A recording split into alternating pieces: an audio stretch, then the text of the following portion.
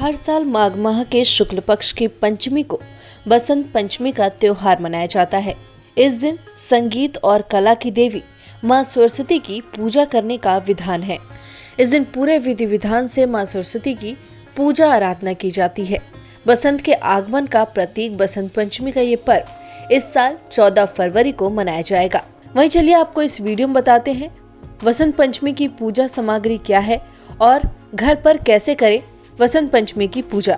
वसंत पंचमी की पूजा अगर आप घर पे कर रहे हैं तो पूजा सामग्री में सफेद तिल के लड्डू, सफेद धान के अक्षत, घी का दीपक, अगरबत्ती, एक पान और सुपारी, मां सरस्वती की मूर्ति या तस्वीर, लौंग रखें, हल्दी या कुमकुम, तुलसी दल, जल के लिए एक लोटा, कलश, रोली, लकड़ी की चौकी, आम के पत्ते, पीले वस्त्र, पीले रंग के फूल, मौसमी फल, गुड़, नारियल, भोग के लिए मीठे पीले चावल या बूंदी के लड्डू।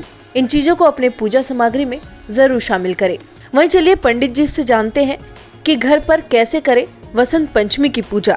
या देवी सर्वभूतेषु मातृरूपेण संस्था नमस्तस्यै नमस्तस्यै नमस्तस्यै नमो नमः। प्यारे मित्रों, जय श्री राम, जय माता दी। मित्रों, आज आपसे चर्चा करते हैं बसंत पंचमी के पावन पर्व पर हमको किस तरह से करना चाहिए पूजन, इसी विषय पे करेंगे चर्चा। तो बसंत पंचमी की पूजा विधि की हम बात करते हैं। बसंत पंचमी के दिन सुबह स्नान इत्यादि से निवृत्त होकर के पीले या सफ़ेद रंग के वस्त्रों को आपको धारण करना चाहिए। इसके बाद माँ सरस्वती की पूजा करने का संकल्प आपको लेना चाहिए। पूजा स्थान पर माँ सरस्वती की मूर्ति या तस्वीर को आपको स्थापित करके माँ सरस्वती को गंगाजल से स्नान कराना चाहिए। फिर पीले वस्त्र उनको समर्पित करना चाहिए। इसके बाद में पीले फूल की माला, अक्षत, सफ़ेद चंदन या पीले रंग की रोली, पीला गुलाल और धूप दीप नैवेद्य इत्यादि माँ को समर्पित करना चाहिए। इस दिन सरस्वती माता को गेंदे की माला भी धारण करानी चाहिए, पहनानी चाहिए। साथ ही पीले रंग की मिठाई का भोग भी लगाना चाहिए। इसके बाद में माँ सरस्वती का वंदन करना चाहिए और इस मंत्र से माँ की पूजा करनी चाहिए। अगर आप चाहें तो पूजा के समय सरस्वती कवच का पाठ भी कर सकते हैं।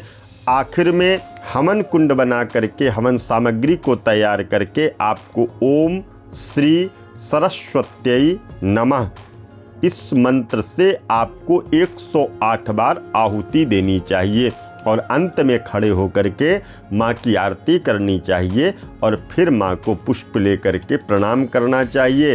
हाथ में पुष्प लेकर के माँ के चरणों के पास में रखें और उनसे प्रार्थना करें कि हे माँ, मुझे विद्या प्रदान करो, मुझे बुद्धि प्रदान करो। मैं जिस क्षेत्र में हूँ आपकी पावन कृपा है, मुझे उसी क्षेत्र में आप और कुशलता प्रदान करें। ऐसी माँ के पावन चरणों में प्रार्थना करनी चाहिए। मित्रों, अगर आप चाहते हैं किसी भी तरह का कोई पूजा पाठ या अनुष्ठान तो आप हमसे संपर्क करिएगा। पुनः मिलूंगा एक नए वीडियो में, तब तक के लिए दीजिए इजाज़त। जय माता दी, जय माँ गंगे।